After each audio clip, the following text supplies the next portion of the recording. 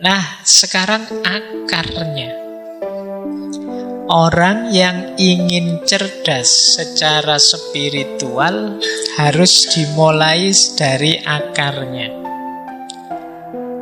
Jadi pelan-pelan kita bangun kecerdasan spiritual.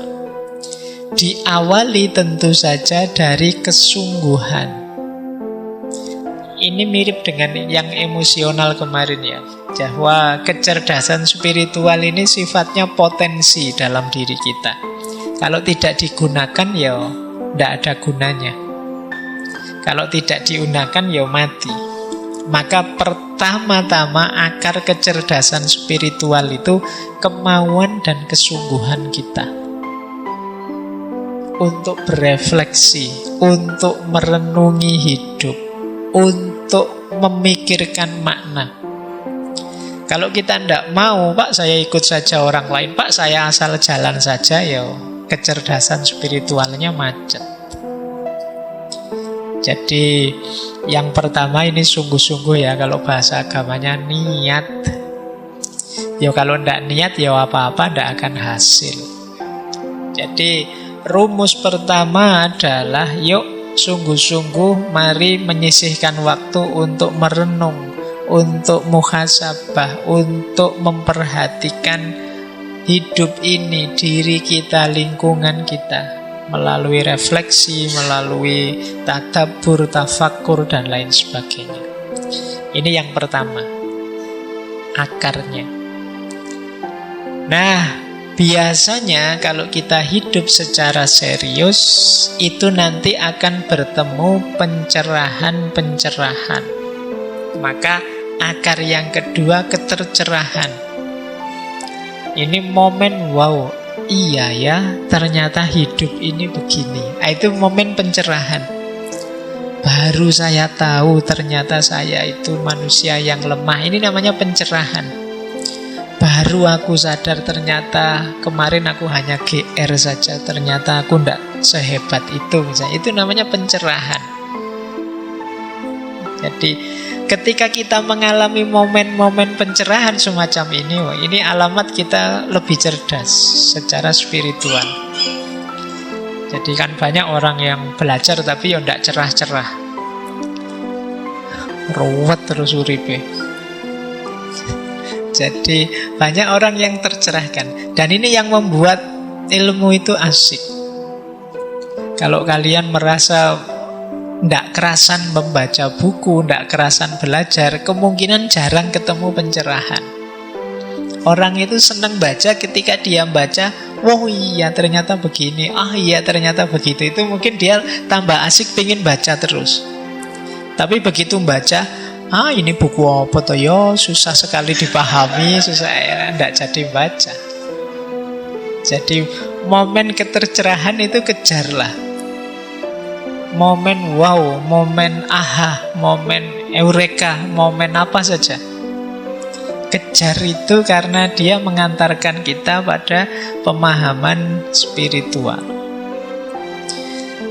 Enlightenment, jadi ketercerahan.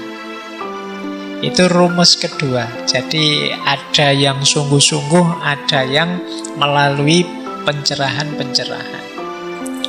Nah, akar kecerdasan spiritual yang ketiga adalah ketuhanan.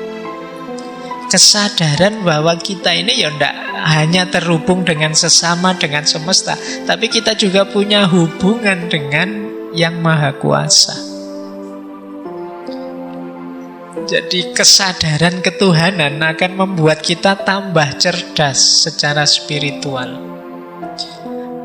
Ada banyak momen dalam hidup ini yang kita kesulitan memaknainya kecuali setelah kita hubungkan dengan Tuhan.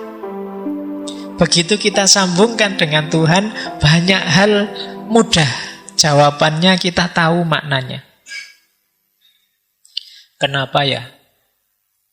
Saya sudah belajar sungguh-sungguh, saya sudah kerja keras, saya sudah berkorban banyak, kok masih gagal? Sementara dia tidak ngapa-ngapain, cengenges-cengenges akarepe dhewe. Kok ya sukses? Itu kalau kita kejar jawabannya sendiri sulit kita ketemu. Tapi begitu kita hubungkan dengan Tuhan, jawabannya lebih mudah. Ada banyak momen yang makna dan jawabannya lebih mudah ketika kita sadar hubungan hidup ini dengan Tuhan. Loh, kesadaran keterhubungan dengan Tuhan ini hanya orang-orang yang cerdas spiritual yang mampu. Jadi kalau ada momen peristiwa apapun, dia membacanya selalu melibatkan Tuhan. Kita kan kadang-kadang lupa bahwa kita punya Tuhan. Akhirnya kita kalau gembira terus jadi sombong, kalau dapat anugerah jadi sombong, dapat kesulitan terus putus asa. Ada sumpek sedikit terus rasanya dunia gelap. Ini namanya kita lupa kalau kita punya Tuhan. Nah, itu indikasi kita kurang cerdas secara spiritual. Pak, saya itu sudah hitung sampai yang sekecil-kecilnya loh. Kok masih gagal saja? Ya, itu kan kamu berhenti di dirimu sendiri. Kamu lupa bahwa ada Tuhan. Maka akar ketiga dari kecerdasan spiritual itu ketuhanan. Yang keempat, kecerdasan spiritual itu juga mengakar pada pengalaman. Jadi pengalaman inilah nanti yang jadi dasar kecerdasan, kepekaan juga kita secara spiritual. Kalau bahasa psikologi ada habit of mind. Pikiran kita terkondisikan peka dengan aspek makna, aspek spiritual. Itu mungkin bisa diawali dari pengalaman kita sejak kecil.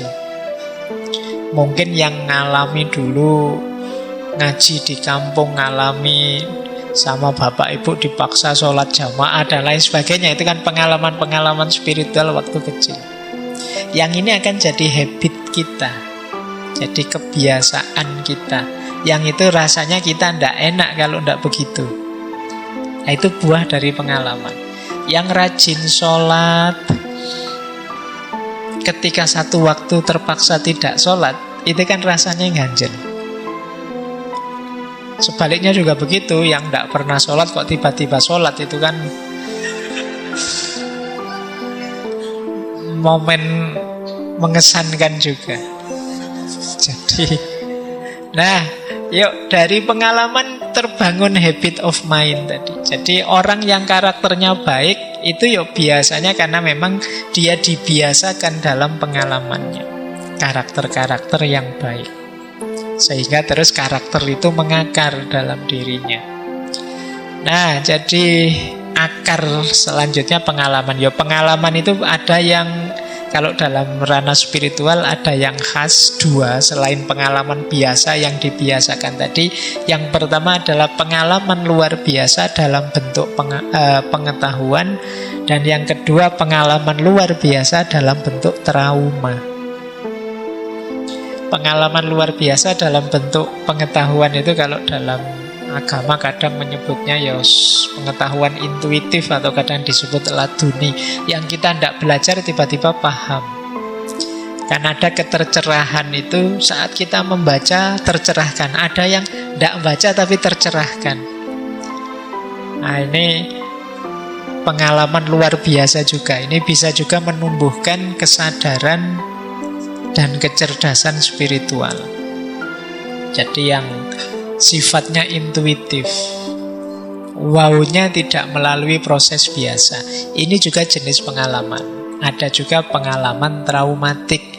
Kalau pengalaman traumatik ini pengalaman luar biasa yang membuat trauma. Cuma traumanya efeknya positif, geser ke ranah spiritual. Misalnya setelah di DO baru sadar bahwa ternyata Tuhan itu maha kuasa.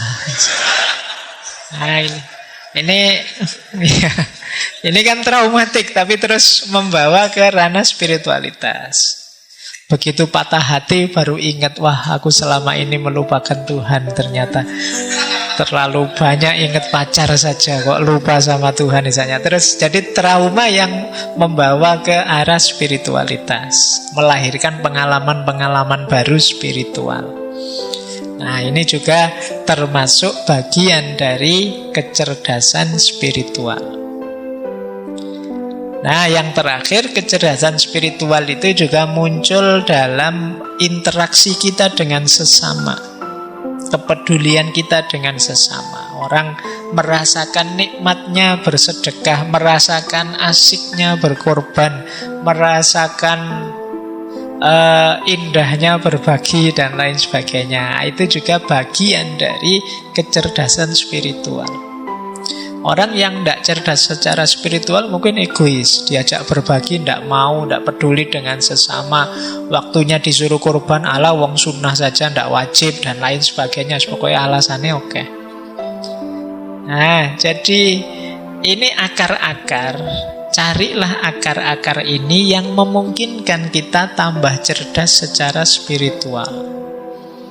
Kesungguhan, kemudian ketercerahan. Cari momen-momen yang membawa kita pada pencerahan-pencerahan. Kalau males baca, yo dengerin YouTube atau apalah gitu. Yang penting membaca sekitar juga tidak masalah. Siapa tahu nanti dapat semacam ilham, intuisi, wawasan baru atau apa. Kejar itu.